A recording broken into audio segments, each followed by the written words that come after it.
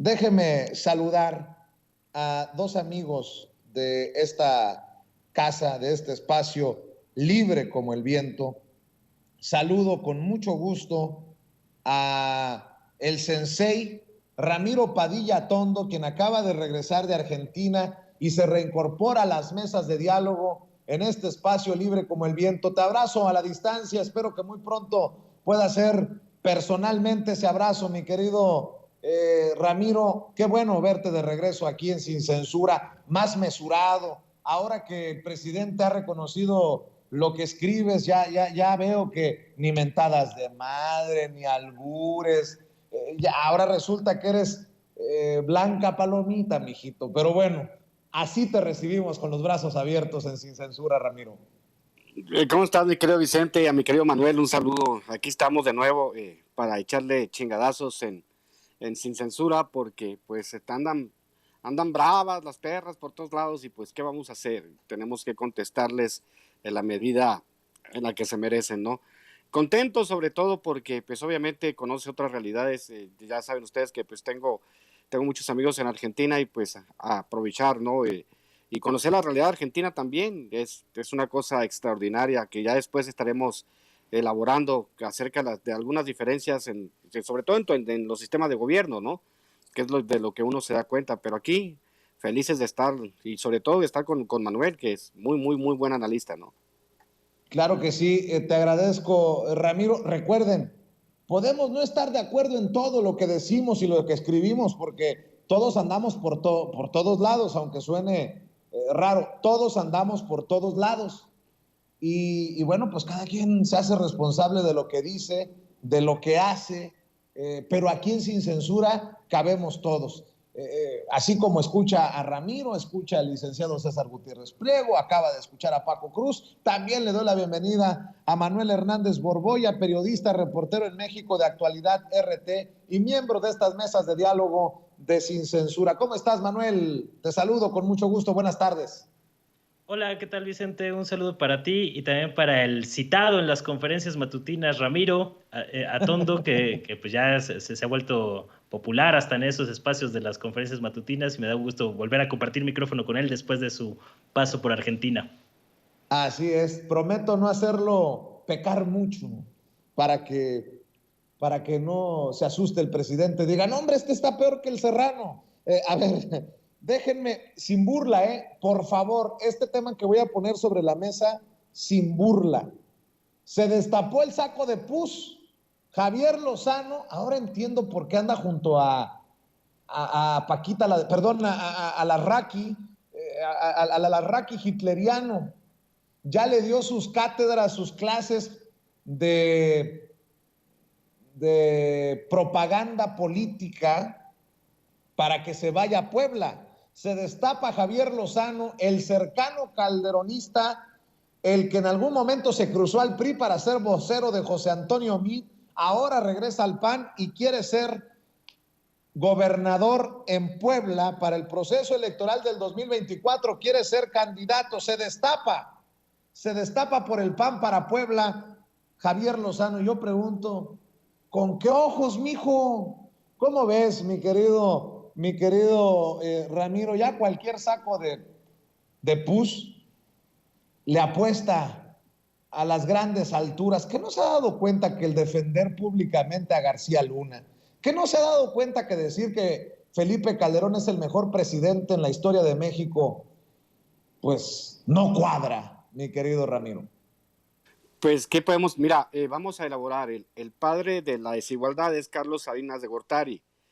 El padre del outsourcing y de la precarización de los salarios en México y de la subcontratación y de la pérdida de antigüedad, de vacaciones, de todo. El desastre laboral que tenemos en México, pues tiene nombre y apellido, se llama Javier y se apellida Lozano.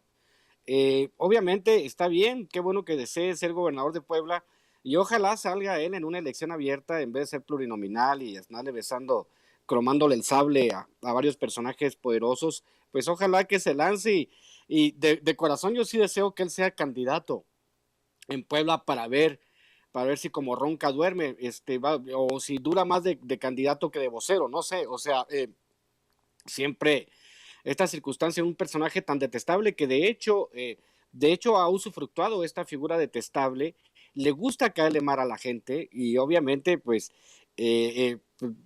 me parece maravilloso que sienta él que tiene la capacidad para ser candidato a gobernador y pues a ver cómo le va con esta ola morenista, porque Morena en Puebla, aunque tengamos al nene consentido de Barbosa, que no es favorito de nadie, que también puede ser casi igual de detestable que Lozano, pues a ver cómo le va. Para mí me parecería, a mí de entrada me parece divertidísimo, mi querido Vicente. Pues yo solamente voy a decir, hace 2 horas, Javier Lozano escribió, Delfina Gómez es una delincuente de punta a punta. Habla de negligencia criminal y, oiga, don Javier Lozano, ¿para usted no aplica eso de dime con quién te juntas y te diré quién eres? Ya se le olvidó que Chenly Llegón dijo que usted denunció que usted le había dicho copelas o cuello. Ya se le olvidó su amistad con el Cachetes, señor guachicolero de Puebla. Solo un par de cositas que dejo sobre la mesa. Mi querido Manuel, ¿cómo ves? Mencionaba hace rato a Beatriz Paredes que ha callado olímpicamente sobre los cochineros del PRI. No sé si ha sido parte de los cochineros del PRI, pero ahora buscará la grande en el 2024, según ella. Y tenemos con todo el respeto para Beatriz Paredes, no quiero ponerla en el mismo saco de pus, pero ahora tenemos también a Javier Lozano que dice que va a buscar la gubernatura en Puebla. Con estos personajes me tiro por la ventana y solamente estoy dando ejemplos, querido Manuel. Pues mientras a Lozano no le dure lo mismo la candidatura a Puebla que le duró el trabajo en la Coparmex, pues a ver si tiene un poquito más de chance, ¿no? Y bueno, pues está tan revuelta el agua del bloque opositor que pues ya cualquiera se puede nombrar para presidente, ¿no? O para gobernador o para el cargo que sea. Ya hemos visto cualquier cantidad de autonominaciones, pues al borde del ridículo, ¿no? Desde Lili Telles, Gabriel Cuadri, Enrique de la Madrid, o sea, cualquier personaje hoy en día puede autonominarse a ver si es chicle y pega, ¿no? Están más bien como en esa sintonía de a ver si les pega la nominación, aunque pues sean ridículas o poco creíbles, ¿no? Hay que ver si les alcanzan las fichas. A lo mejor una de esas a Lozano sí se le hace la candidatura en Puebla y otra cosa es pues que la vaya a ganar. Que digo, también con el gobierno que ha tenido Barbosa, pues se le podría abrir por ahí una ventanita, pero pues se ve difícil. O sea, pues es un tipo que hace mucho ruido en redes, pero que está cada vez más lejos de los círculos reales de poder, pues ya ni entre ellos se fuman. Entonces, pues veo complicado que pueda prosperar una cosa de estas, ¿no? Cosa de estas. Vaya editorial de Manuel Hernández Borboya. No sé si la cosa es el personaje o la posible candidatura, pero tuvo buena, mi querido Manuel Hernández Borboya. Óiganme también poner sobre la mesa cómo están las cosas color de hormiga en Guanajuato y en Jalisco.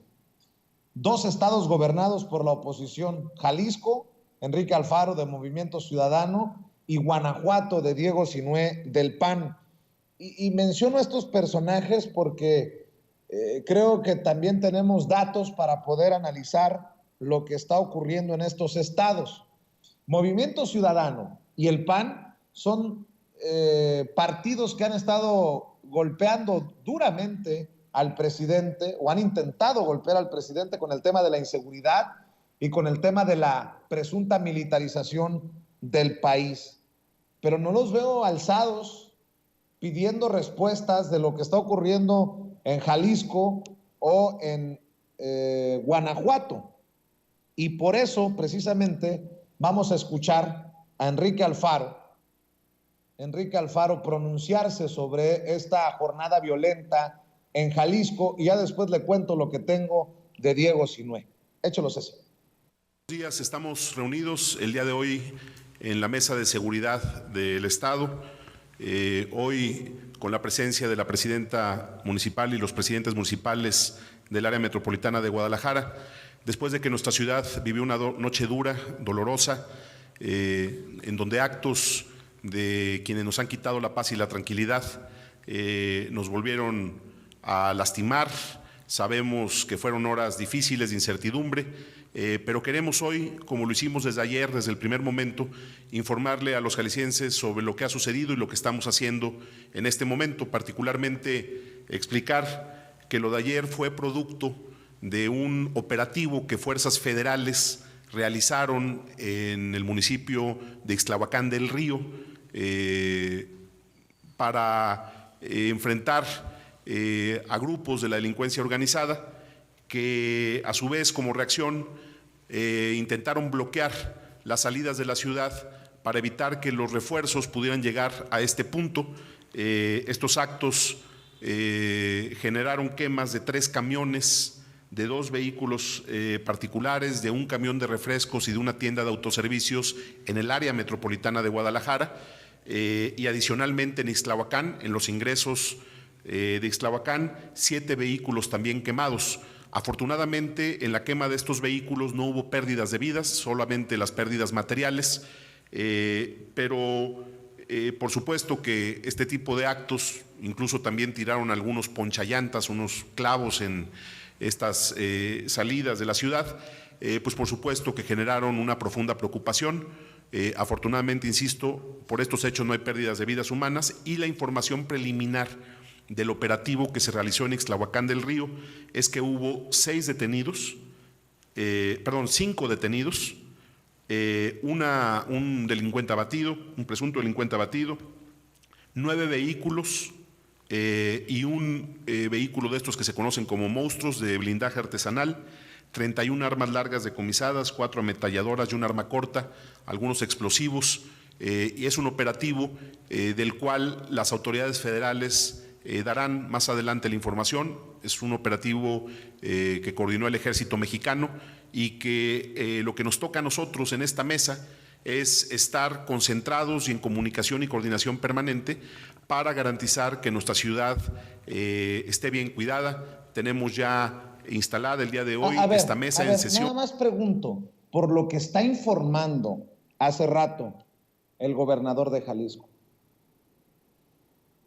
pues no que hay que ponerle los pelos de punta al pueblo mexicano porque el ejército está en las calles en temas de seguridad nacional. Pues el ejército está dando un golpe al crimen organizado. ¿O no hay que reconocerlo?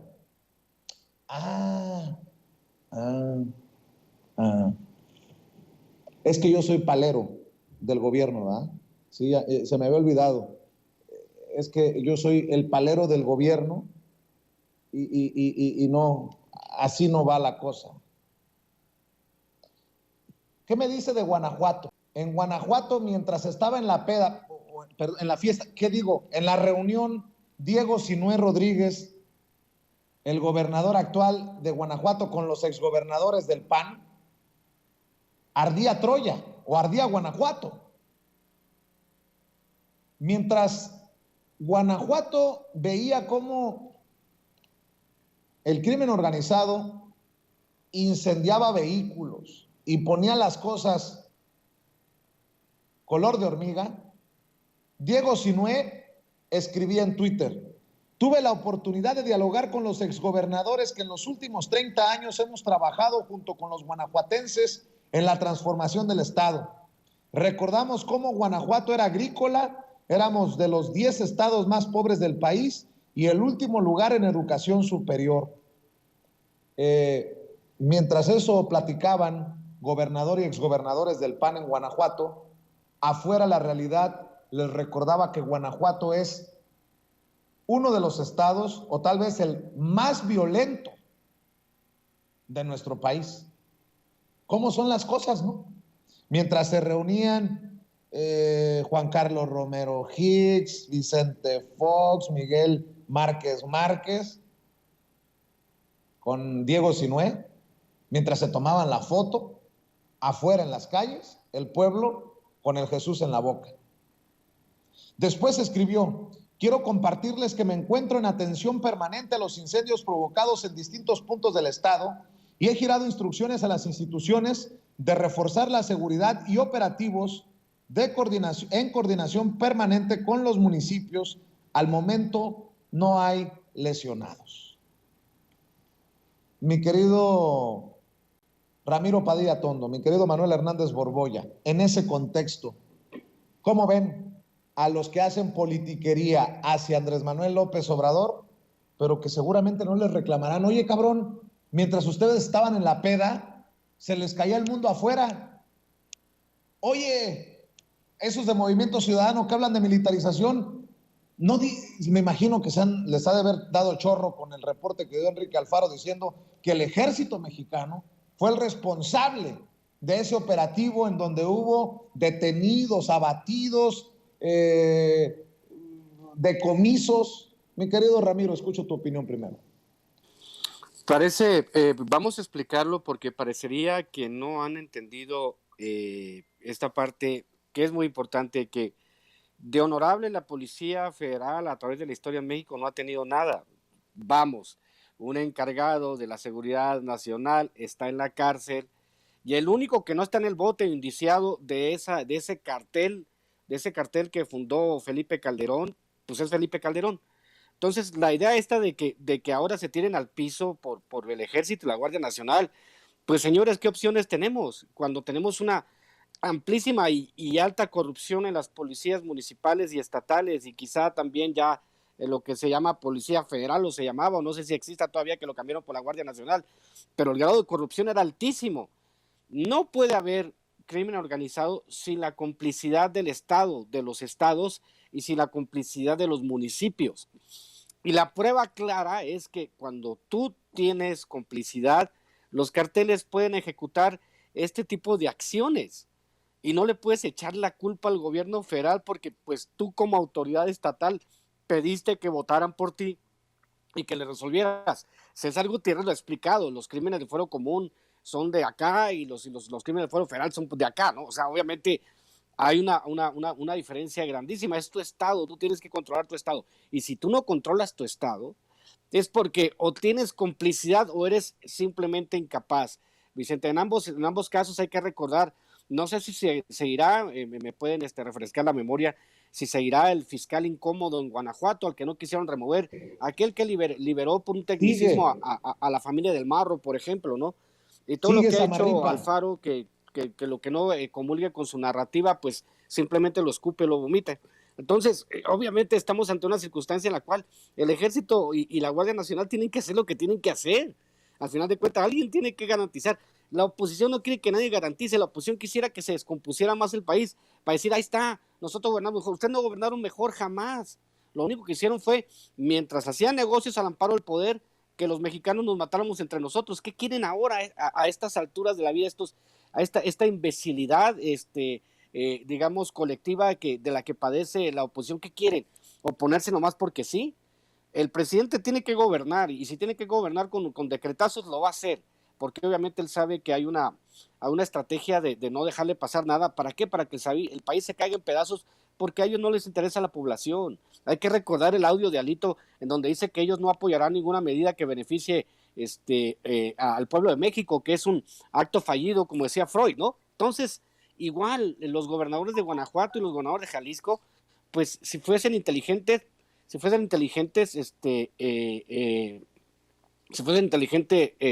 sí, ¿cuál es el nombre? ¿Cuál es el nombre del juez? Samarripa.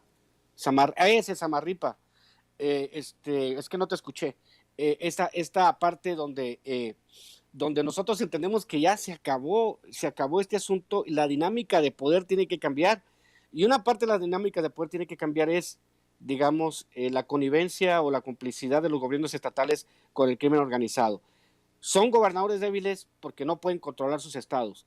Y ese es el resultado, mi querido Vicente. Vamos, si me permite opinión, Manuel Hernández Borbolla, a ver y escuchar a Diego Sinué Rodríguez, quien después de la reunión con los exgobernadores del PAN allá en Guanajuato, da este mensaje a los guanajuatenses hoy ya por la mañana. Amigos de Guanajuato, les habla Diego Sinue, gobernador del estado. Ayer por la tarde, derivado de los operativos federales en el estado vecino de Jalisco, Guanajuato sufrió una serie de incendios. Sí. A ver, aguánteme tantito. Escuchó bien. El reporte lo da hoy por la mañana. Los hechos ocurrieron ayer por la tarde. Confirma Diego Sinue que mientras él estaba reunido con los exgobernadores, se le caía a pedazos el estado en las calles. ¿Por qué tardó? Si fue en la tarde, ¿por qué hasta la mañana? Ah, pero no sea un tema federal de Andrés Manuel López Obrador. ¿Cómo se atreve a tardarse tanto tiempo para ir a la mina en Coahuila? La madre, pinche hipocresía de esos panistas, emesistas, priistas. Perdón, Ceci, échamelo otra vez. Sin que se reporten lesionados. Desde el primer minuto, con la coordinación interinstitucional de autoridades estatales, municipales y federales, reforzamos los operativos y la vigilancia en todo el estado. Tras estos incendios que buscan generar temor y confusión, detuvimos a 11 personas que estaban dedicadas a causar temor en la población a través de los incendios. Estos 11 detenidos serán llevados a la justicia. En su momento, el gobierno federal dará información de los mismos. La Fiscalía General del Estado ya trabaja para dar con más responsables de los daños ocasionados. Después de las acciones tomadas por las instituciones de seguridad de los 3 niveles de gobierno, la circulación y la actividad en ningún momento será suspendida y no corre ningún riesgo. Trabajamos de forma permanente para devolverle la paz a nuestro Estado. Les reitero, la seguridad es mi prioridad y no descansaré junto con todo mi gobierno hasta lograrlo. Mantendremos una comunicación directa a través de nuestros canales oficiales de redes sociales, por lo que los invito a estar informados a través de ellos. Somos más la gente trabajadora y honesta, que buscamos el bienestar de Guanajuato y sus familias. Por su atención, muchas gracias. Pero no crea usted, no vaya a ser muy mal pensado, Diego Sinue no estaba leyendo lo que acaba de escuchar y ver. Mi querido Manuel Hernández, opinión. Sí, pues es interesante la acotación que haces de que apenas pues el anuncio que da es con el informe de la mañana, cuando pues ayer no tuvo mucha actividad al menos públicamente, cuando el Estado estaba pues pasando una situación bastante complicada de violencia, ¿no? Y es muy curioso cómo muchos de los que se asumen como críticos del poder, pues no critican a los gobernadores en estados como Jalisco y Guanajuato, que son un auténtico polvorín, que no ha habido avances significativos en estos gobiernos estatales para combatir a la delincuencia organizada, y que todo siempre recae pues en el ámbito federal, ¿no? Que por supuesto también tiene una parte de responsabilidad en estos asuntos. Entonces, a mí me parece muy delicado el momento que se está viviendo, y que de repente es muy conveniente las posturas que se toman entre la opinocracia, ¿no? O entre los comentócratas que tienen espacios de privilegio en los medios corporativos, porque de repente lo que detona esta serie de bloqueos, pues es una captura a uno de los líderes de uno de los brazos militares del cártel Jalisco Nueva Generación. Es decir, estamos viendo otro nuevo pues intento de las fuerzas de seguridad en México por tratar de acotar o de capturar algunos mandos criminales generadores de violencia, como dice el gobierno federal.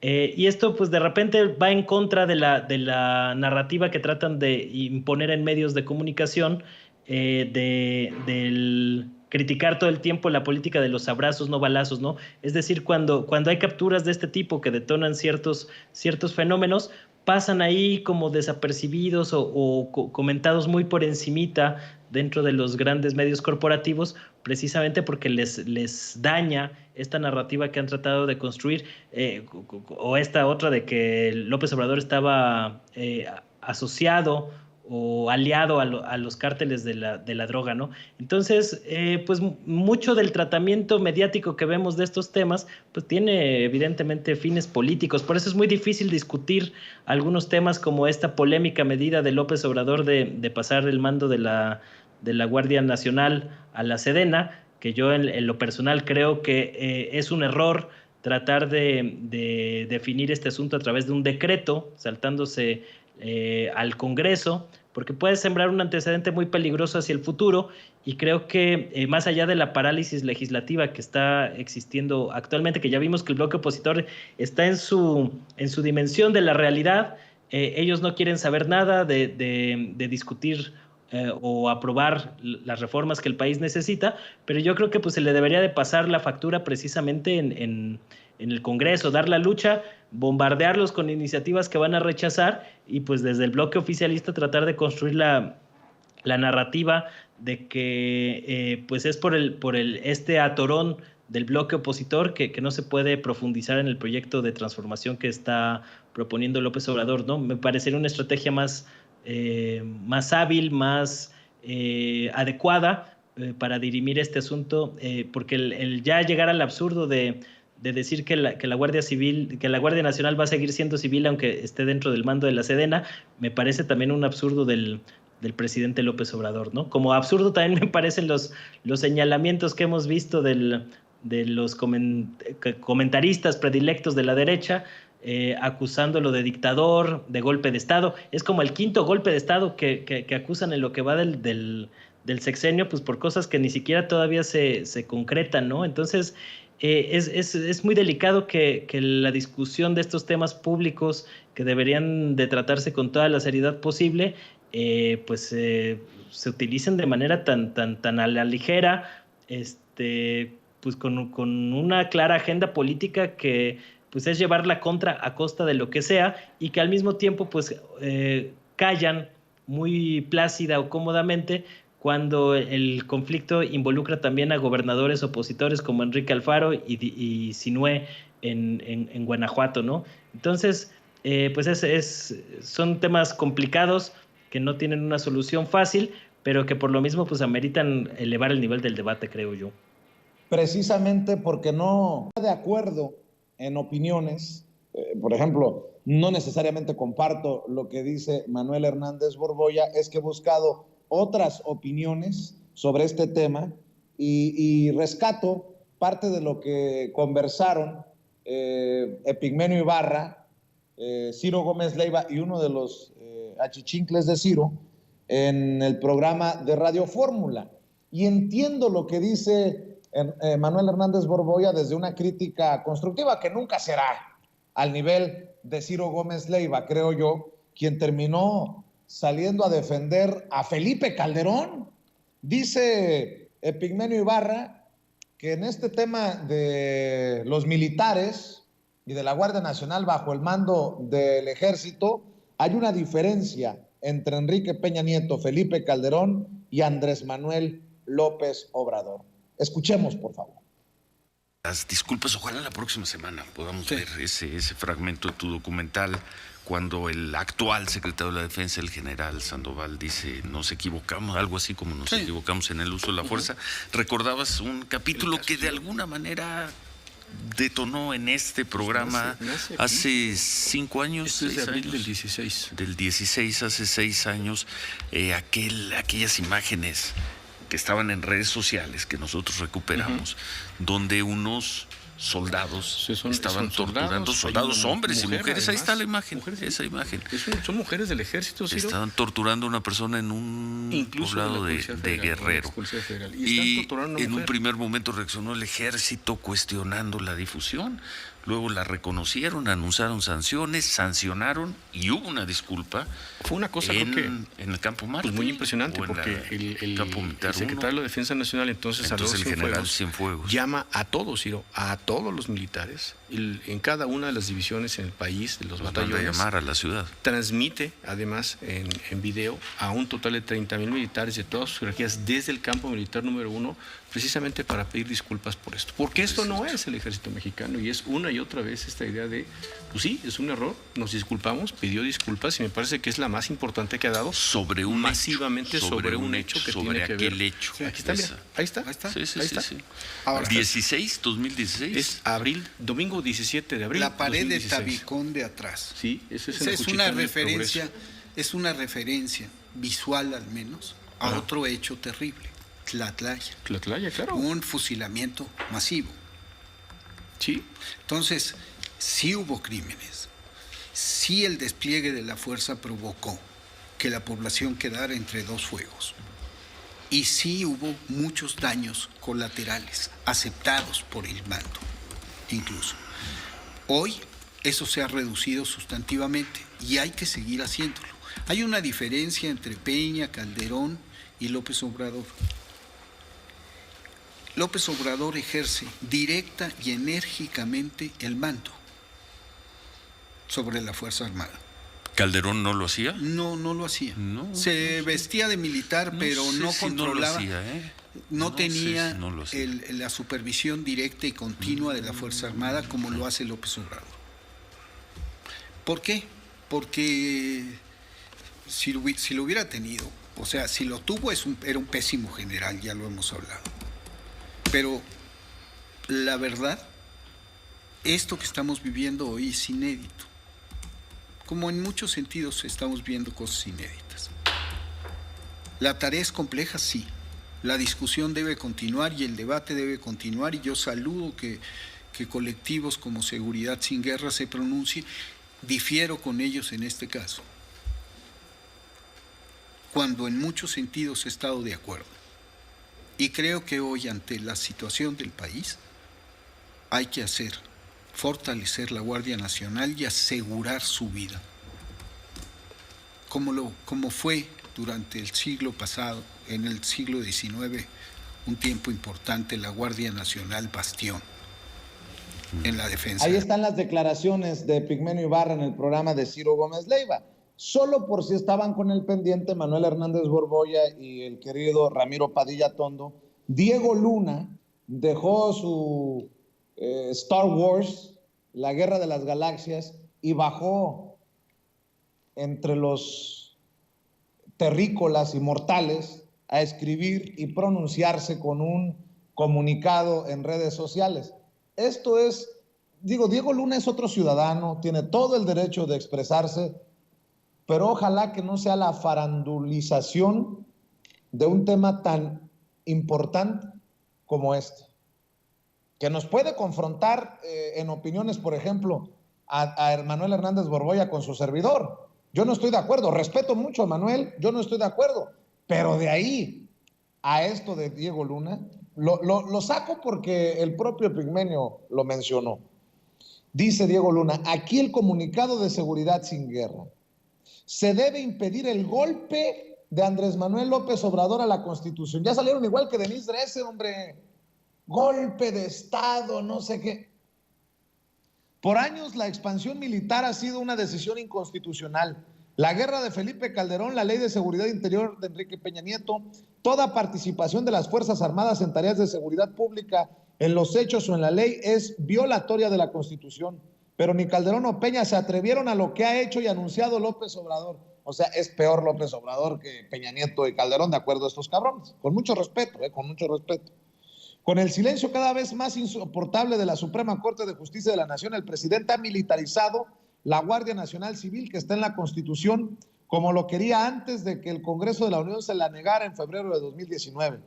Pero al acuerdo militarista de 2020, con el que ha hecho fraude a la Constitución, y el anuncio de una reforma para entregar la Guardia Nacional a la Sedena, ahora se suma la declaración de lo poco que le importa a López Obrador la Constitución y la democracia. Entregar la Guardia Nacional a la Sedena por un acuerdo presidencial es un golpe militar a la Constitución. ¿Un golpe militar? No mamen, golpe militar el de Pinochet. No, qué falta de honestidad intelectual. Es el desprecio por el Congreso, la imposición de las Fuerzas Armadas al poder civil y una condena permanente para la paz y las víctimas nuevas y anteriores. No solo el Congreso debe negar la reforma, la Suprema Corte debe convocar a las audiencias públicas con víctimas y expertos para deliberar ya los asuntos que no han querido resolver, y la sociedad debe manifestarse en contra de la amenaza más grande que ha recibido la democracia. Firma el colectivo Seguridad Sin Guerra. Dejémonos de películas de acción, nótese mi sarcasmo, y escucho tu opinión, Ramiro Padilla Tondo. Pues obviamente parte del periodo del neoliberalismo nos dejó en la orfandad intelectual, esto es, la incapacidad para interpretar lo que está ante los ojos, ¿no? Entonces también hay una parte en la cual uno debe de entender que hay esas circunstancias en las cuales se tienen que tomar decisiones difíciles. ¿A qué te atienes ante una emergencia de violencia como la que se tiene en México?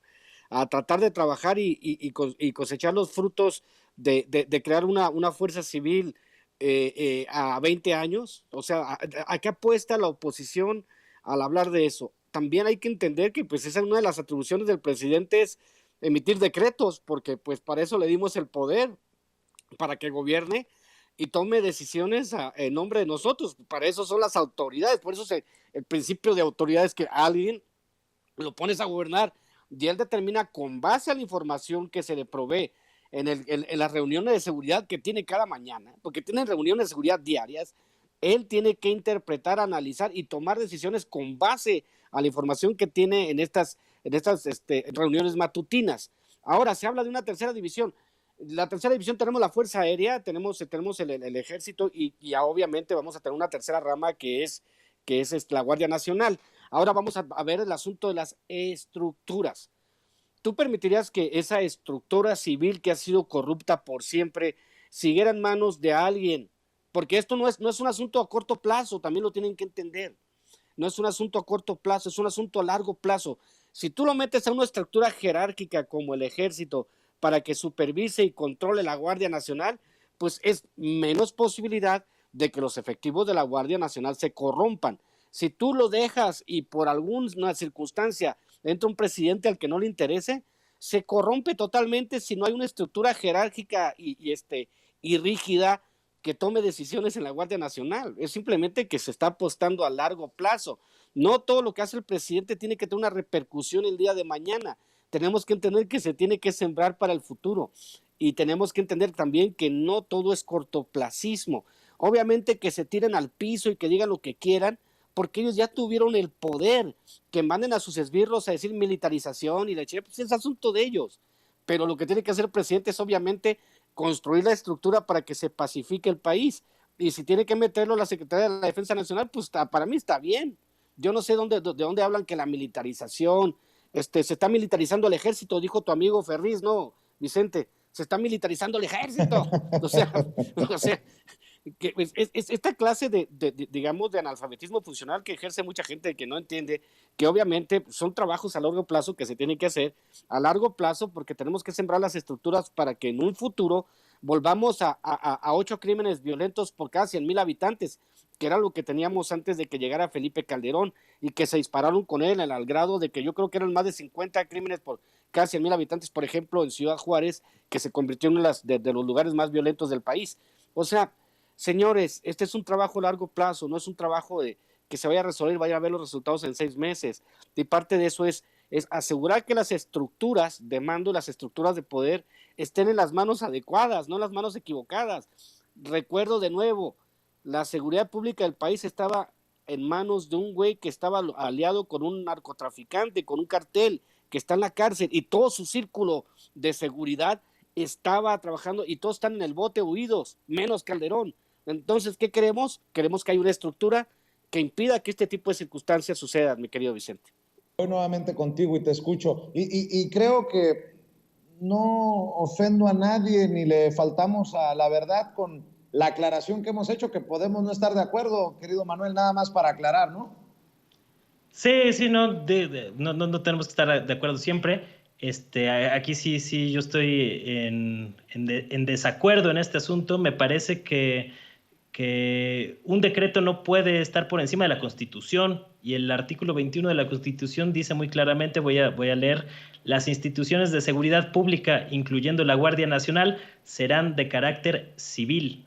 Entonces, si López Obrador saca un decreto para ese asunto, pues lo más probable es que lo va a desechar la Corte, de manera muy similar a lo que hicieron con el decreto que había sacado la Secretaría de Energía sobre el tema eléctrico, y como no procedió el decreto de la Secretaría de Energía, pues tuvieron que impulsar un par de veces la reforma en el Congreso, porque ese es el canal adecuado, ¿no?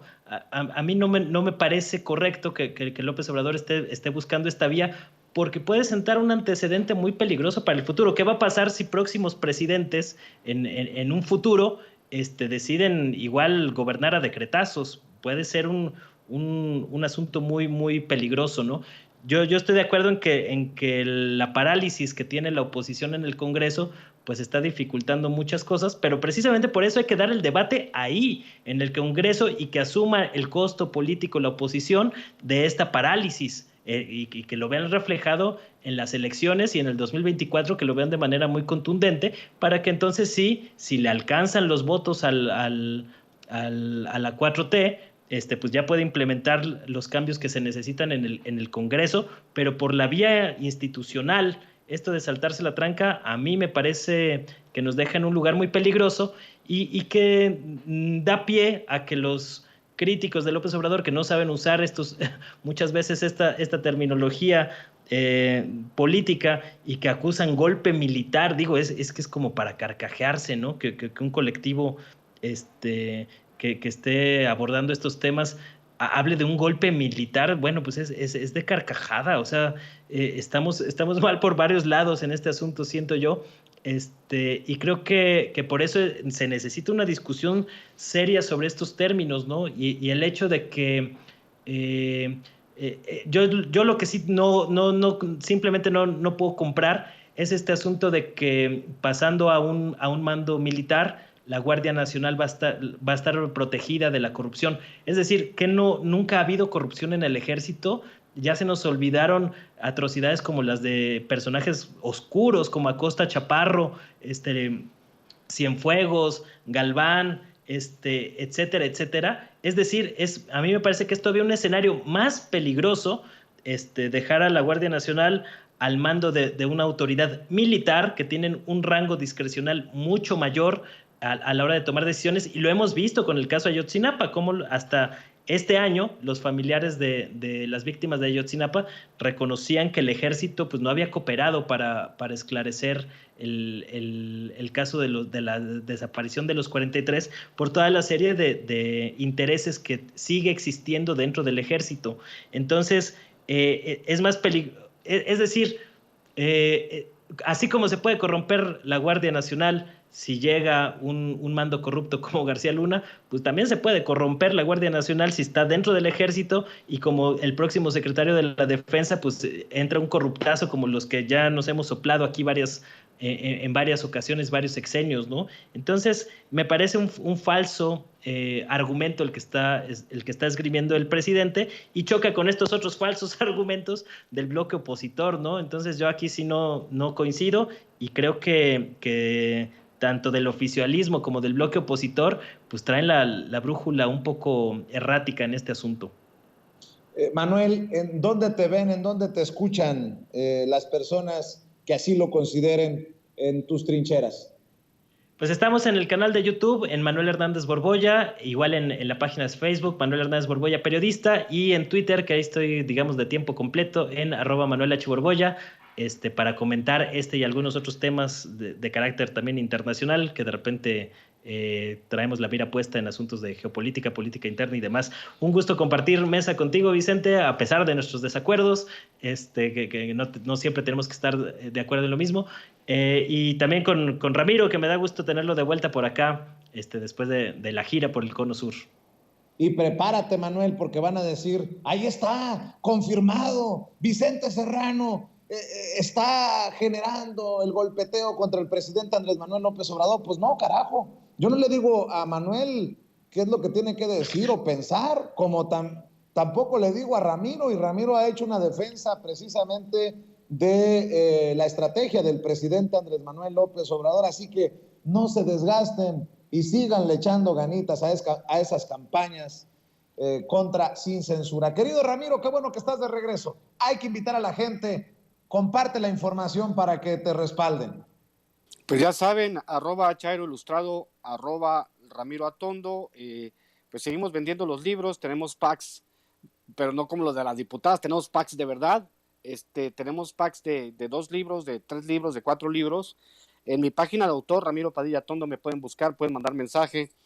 En la página de Pequeño Chavo Ilustrado y en mi página personal de Ramiro Padilla Tondo me pueden mandar mensaje para adquirir los libros que se han estado vendiendo muy bien gracias a la mención del presidente, que ahora sucede que me lee, y le agradezco mucho al presidente que me lea, y pues ya estamos contando los días para la presentación en el Centro Cultural Los Pinos, en la Sala Venustiano Carranza, el 1 de septiembre a las 6 de la tarde, para la gente que quiera ir, y pues sigan suscribiéndose a mi canal, Ramiro Padilla Tondo. Estoy por los 12,000 suscriptores y casi no le meto contenido, pero les agradezco que se sigan suscribiendo, y pues aquí nos vemos la próxima semana para seguir dándole la batalla. Y les tengo una noticia, mis queridos migrantes mexicanos. Va a salir la reedición de mi primer libro, de mi primer libro, A 3 Pasos de la Línea, que es un libro sobre los migrantes, que ya tiene 15 años que lo publiqué y que parece que es más vigente que nunca, por lo que ha dicho el presidente también, ¿no?